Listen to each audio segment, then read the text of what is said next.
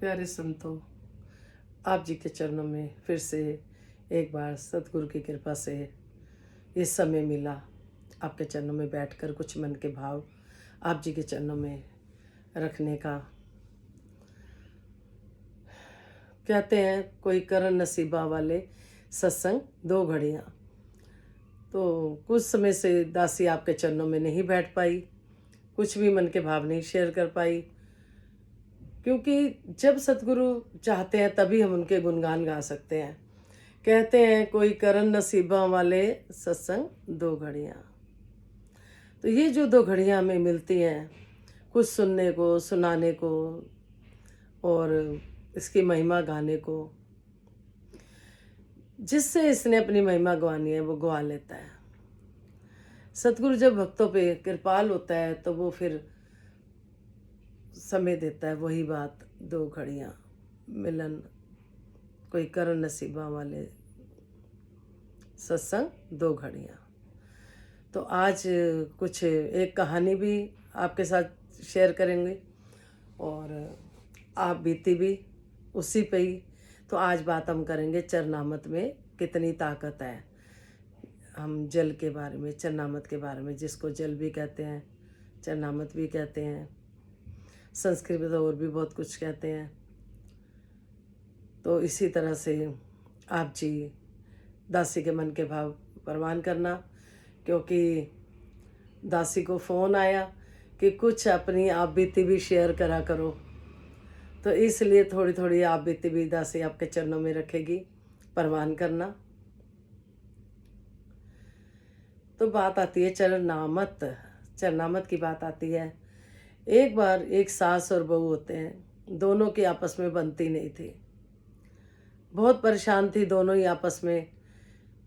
एक बार बहू के पिताजी उसके घर आते हैं, बोलते हैं बेटी सुखी तो है, कोई दुख तो नहीं है। तो वो कहती है पिताजी मैं इससे सास से बड़ी तंग हूँ, आप वैद्य हो, कोई ऐसी दवाई दे दो जिससे मेरी सास ही मर जाए। तो पिताजी ने कहा ये क्या कह रही है बेटा। कहती हाँ पिताजी। अब पिताजी बेटी के आगे मजबूर थे, तो उन्होंने कुछ सोचा और कहा ठीक है बेटा, लेकिन मेरी एक शर्त है। बोली क्या। 1.25 महीना तक तू उसको कुछ नहीं बोलेगी, उसके पैर भी दबाएगी, उसको खाना भी बना के खिलाएगी, उसकी सेवा भी करेगी, और तेरी सास जो भी बात बोलेगी तो तूने काटनी नहीं है उसकी बात, अच्छा अच्छा करना है। 1.25 महीने बाद वो मर जाएगी। तो बेटी बड़ी खुश होती है, ठीक है पिताजी 1.25 महीने की तो बात है, मैं कर लूँगी, पैर भी दबा लूँगी, खाना भी खिला दूँगी, उसकी कोई बात नहीं काटूँगी, जैसे वो कहेगी मैं वैसे मानूंगी। पिताजी कहते ठीक है। पिताजी अपने घर चले गए। अब सास जो भी कहे, बहू आज्ञा मेरे, रात को सोने टाइम बोले कि लाओ मम्मी जी मैं आपके पैर दबा दूं, मैं तेल लगा दूं। ऐसे वो अपनी सास का बहुत ध्यान रखने लग गई, ये सोच के कि 1.25 महीने बाद तो इसने मर ही जाना है। तो करते करते सेवा सास को बहू से बहुत प्यार हो गया, इतना प्यार हो गया कि बहू को भी सास से हो गया, क्योंकि जब वो कुछ बोलती नहीं थी, कोई बात नहीं काटती थी और हर तरह से उनकी सेवा करती थी तन मन धन से, तो सास भी खुश हो गई, वो भी गले लगाने लगी तू तो मेरी बेटी है। बहुत दोनों का प्यार हो गया। वो कहती आप मेरी मम्मी जैसे हो। अब जैसे ही 1.25 महीने बीतने वाला था, तो बेटी ने अपने पिताजी को फ़ोन करा, पिताजी 1.25 महीना होने वाला है, अब मेरी सास मर जाएगी, मेरे को नहीं, मेरी सास जिंदा रहे, मेरे साथ ही रहे, वो मुझे बहुत प्यार करती है, हमारा माँ बेटी वाला प्यार है, मैं नहीं चाहती। पिताजी कहते ठीक है मैं आता हूँ। तो वो बेटी के घर आते हैं और बेटी को कहते हैं बोलना तो अब तो ये मर जाएगी। कह रहे नहीं पिताजी ये मेरी माँ है, माँ बेटी वाला प्यार हो गया, मुझे बहुत प्यार देती हैं, और जैसे आपने कहा था मैंने वैसे करा, तो अब तो मरने वाली कोई बात ही नहीं रहेगी, अब तो मैं चाहती हूँ ये लंबी उम्र जिए और मेरे साथ ही जिए। पिताजी खुश हो गए, बोले कि बेटा जो मैंने दिया था ना खाने में डालने के लिए वो चूरन था, वो जहर नहीं था, चूरन था। कहने का भाव यही कि अगर हमें कोई परेशान कर रहा है, कुछ कर रहा है, तो हमारे सतगुरु जी हमें समझाते हैं कि अपनी प्यार की डोज बढ़ा दो। कितना भी किसी से तुम परेशान हो, उसको इतना प्यार दो कि उसके दिल से नफरत ही चली जाए। फिर ना कोई वैरी, ना कोई बेगाना, फिर किसी तरह का वैर नहीं रहेगा। ये प्यार एक सतगुरु ही सिखा सकते हैं। दासी के जीवन में भी जब सतगुरु आए तो दासी तो एहसान मानती है बहुत कि कुछ नहीं उसके बदले में कर पा रही, जो परमात्मा ने दिया। कहते हैं कहीं हम जाते हैं तो हमें अपने घर का एड्रेस चाहिए होता है, तभी हम अपने घर पहुंचते हैं। इसी तरह से जैसे आत्माएं आई हुई हैं, हम आए हुए हैं। तो दासी को भी बचपन में एक बार दासी की नानी जी एक्सपायर हो गई, तो दासी अपनी मम्मी को बोली हम कहाँ से आए हैं, कहाँ जाना है। करते करते इतनी पूजा पाठ में हो गई कि 6-6 महीने अन्न छोड़ देती थी। माता की पूजा करनी, कृष्ण की करनी, हनुमान जी करनी, हर देवी देवताओं को दासी ने मनाना कि कोई भी नाराज ना हो। है, सारी शक्तियां हैं, देवी देवता भी हैं, लेकिन जो आत्मा का अगर दिखाते हैं वो सतगुरु होते हैं, एक ही होते हैं सतगुरु।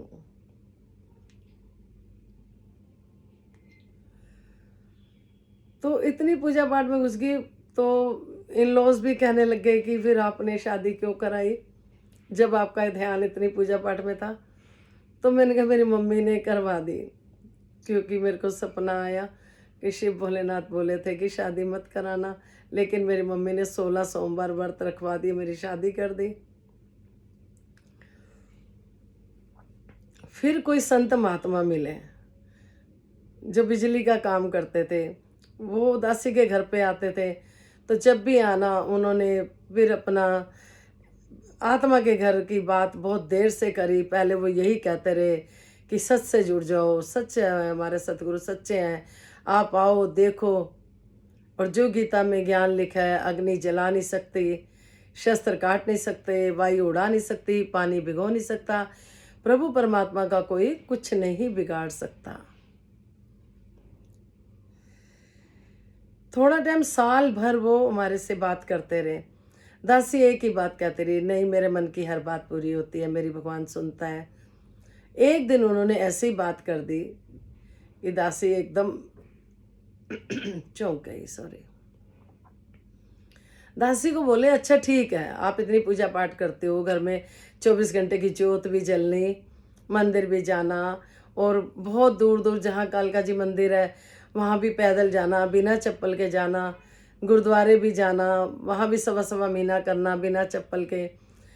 तो इनका तो करते करते फिर उन्होंने एक दिन दासी को बोला कि अच्छा ये बताओ आपने मरने के बाद कहाँ जाना है। तो दासी ने बोला यही तो मैं बचपन से ढूंढ रही हूँ। जब दासी 4th क्लास में थी, दासी की नानी जी एक्सपायर हो गई थी, तो यही तो पूछ रही थी मम्मी से कि कहाँ से आए, कहाँ जाना है। तो उन्होंने बोला कि आप चलो, वो दिखाते हैं, आपका मन माने तो मानना, नहीं तो मत मानना। ठीक है, गीता में लिखा है अग्नि जला नहीं सकती, शस्त्र काट नहीं सकते, वायु उड़ा नहीं सकती, पानी भिगो नहीं सकता। अब जिन महात्मा जी ने दासी को आत्मा का घर दिखाना था, ज्ञान देना था, वो महात्मा जी को मैंने बोला मेरा कोई भगवान नाराज तो नहीं होगा। वो कहते दास भी करता था, हम आपको परमात्मा से दूर नहीं कर रहे और नज़दीक कर रहे हैं।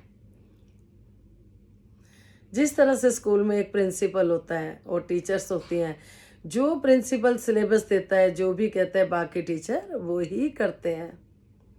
इसी तरह से हम देवी देवता की जो भी पूजा करते आए हैं, और जब सतगुरु मिल जाते हैं वो सच दिखा देते हैं। तो जब आपको अपनी आत्मा का घर पता होगा, जब यहाँ से आत्मा जाएगी तो आप तभी तो अपने घर जाओगे ना।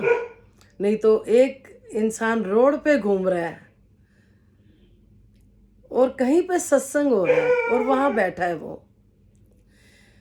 थोड़ी देर बाद सत्संग खत्म हो गया, सब अपने अपने घर चले गए, लेकिन उसका अपना कोई घर नहीं। तो वो क्या कर रहा होगा? सड़कों पे घूम रहा होगा, क्योंकि उसके पास कोई घर नहीं। इसी तरह से हम जैसे संसार में आए हैं, जब हमारी आत्मा निकल के जाएगी तो उसको घर पता होगा तो सीधा वो वहीं जाएगी, जीते जी देख लेगी। अब जिसके पास एड्रेस नहीं तो वो तो भटकेगी, वो कभी किसी के घर घुसेगी, कभी किसी के घर घुसेगी। हम अक्सर देखते हैं आत्माएं कई बार किसी को परेशान भी कर रही होती हैं, तो वो क्या होता है? मुक्ति नहीं हुई होती है। मुक्ति सतगुरु के द्वार पर ही होती है। तो दासी को ऐसा फोन आया था कि आप बीती भी थोड़ी शेयर करना।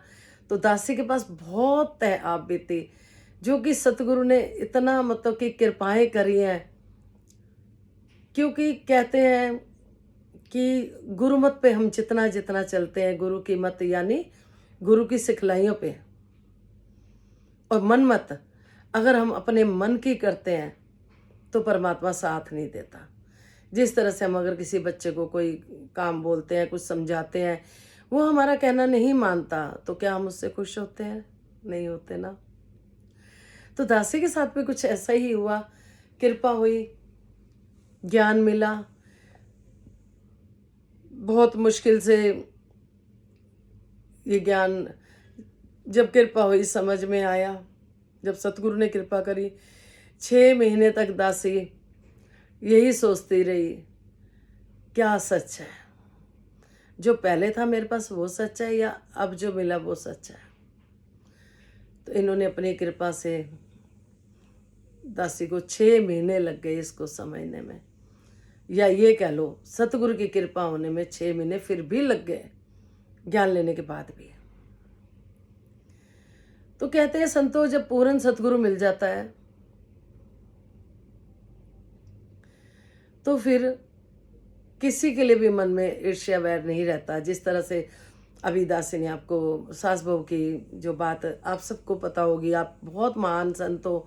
दासी तो अपना मन हल्का कर रही है आपसे शेयर करके कि जो मेरे को मिला वो सबको मिले। कहते हैं ना, एक खुशी भी घर में आती है तो कैसे हम सब रिश्तेदारों को बुलाते हैं, सबके साथ मिल के करते हैं, उसको मनाते हैं।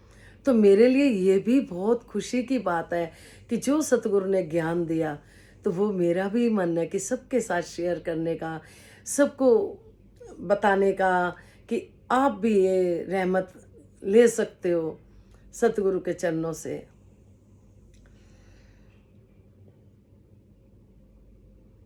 चरण चरनामत, जल की बात हो रही थी,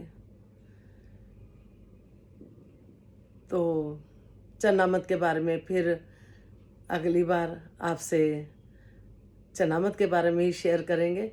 तो दासी के पास बहुत सारी आप बीती हैं, तो इसलिए आपका ज़्यादा समय भी नहीं लेना, कि थोड़ा सा आज, थोड़ा सा फिर जब सतगुरु बिठाएंगे फिर चरनामत के बारे में आपसे शेयर करेंगे। तो आपको दातार सारी खुशियाँ दे। बच्चे हमारा आने वाला कल है। पहले हम देखे जब हम छोटे थे तो बच्चों, हमारी नानी भी बहुत कहानियाँ सुनाती थी भगवान की।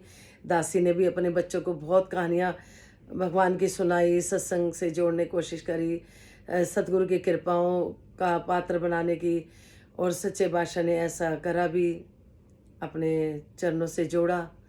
तो हम आज के बच्चों को अगर हम चाहते हैं कि हमारी आने वाले समय में हमारे को सुने, सेवा करें, तो हमें छोटेपन से ही हमें वैसा बीज उनके अंदर डालना होगा। जिस तरह से एक छोटा सा बीज होता है, चाहे आम के पेड़ का ले लो, चाहे अनार का ले लो, किसी का इतना सा बीज होता है, उसको जब हम धरती में बोते हैं तो वो अपना एक विशाल रूप लेता है, फिर उसमें फल आते हैं। इसी तरह से आज अगर थोड़ा सा भी बीज हमने बच्चों के अंदर अच्छे संस्कारों का, अच्छी कहानियाँ सुनाने के थ्रू, बातें समझाने के थ्रू, बचपन से ही जो उनके शौक कर देंगे वैसा ही हो जाएगा। तो फिर ये जैसे दासी के मन में बार बार ओल्ड होम की बात आती है, फिर ये ओल्ड होम की जरूरत नहीं पड़ेगी। बच्चे माता पिता को अपने साथ रखेंगे, प्यार से रखेंगे। लेकिन बीज तो माता पिता को बोना है। माता पिता बीज एक ही बोते हैं कि पढ़ाई का काम, मतलब कि आर्थिक प्रॉब्लम सॉल्व करने के लिए पढ़ाई करो, डॉक्टर बनो, इंजीनियर बनो, मुबारक है, सब बनो। हमारे सतगुरु जी कहते हैं पहले इंसान बनना है। आप चाहते हो सब कि ओल्ड होम की नौबत ना आए किसी भी तरह से। आज का माहौल हम सब जानते हैं। हमें बच्चों को अच्छे संस्कार देने हैं। जैसे ही बच्चा बोलना सीखता है, छोटा सा होता है, गोदी में होता है, तभी से छोटी छोटी छोटी छोटी बातें हम उनके मन में डालेंगे। पढ़ाई के साथ साथ ये नहीं कह रही दासी, पढ़ाई भी ज़रूरी है, धन भी ज़रूरी है, हर चीज़ ज़रूरी है, लेकिन ये फिर ओल्ड होम की ज़रूरत नहीं पड़ेगी। विनती है आप सभी से, ना दासिनी ने ना किसी ने, हमेशा हमने नहीं रहना। सिर्फ मन में एक भाव है कि सच्चे बादशाह सबके बच्चे आज्ञाकारी बने, पढ़े लिखे बने, विद्वान बने, अपने माता पिता की सेवा करें और सतगुरु का नाम रोशन करें। जहाँ भी आपकी आस्था है उसकी कोई बात नहीं। जहाँ आस्था है, जहाँ सच मिला है, उससे हमें बचना नहीं।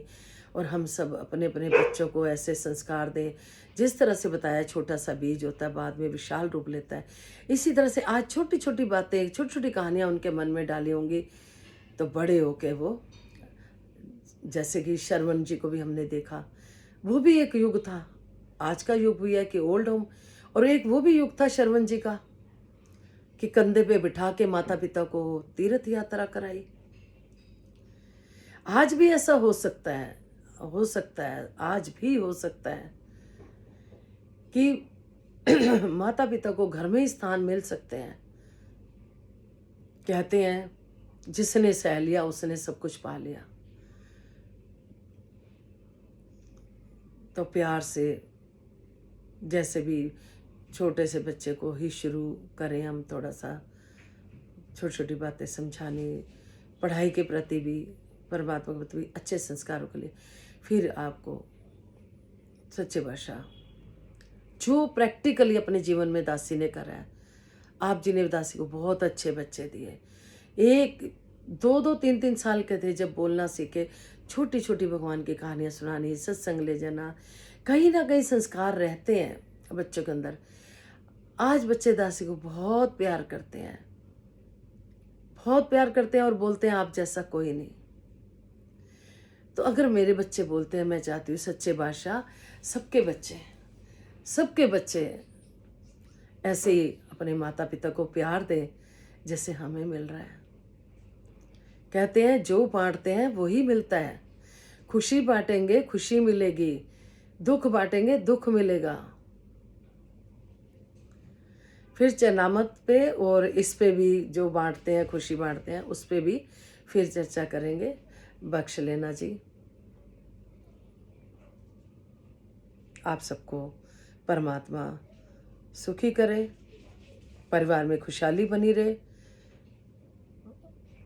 हमेशा हंसते खेलते रहो, और ऐसा आशीर्वाद दासी को भी दो। कहते हैं ओत प्रोत होता है, तो हम भी आप जी के चरणों में यही विनती करते हैं, सतगुरु सभी को तन मन धन के सारे सुख दे, निरोगी काया दे, सुखी माया दे, और साकार रूप में सबके घरों में ये खुशियाँ पहुँचे। हृदय से, दिल से अरदास है। तो प्रणाम आप जी के अंदर बैठे परमात्मा को। आप जी इतना प्यार दे रहे हो कि दासी को फ़ोन भी आया कि कुछ अपनी आप बीती शेयर करा करो, तो वही हुक्म की पालना करी है। कहते हैं संत बोले सहज स्वभाव। फिर इस पे भी फिर चर्चा करेंगे। प्यार से बोलिए प्रणाम जी आप जी के अंदर बैठे परमात्मा को।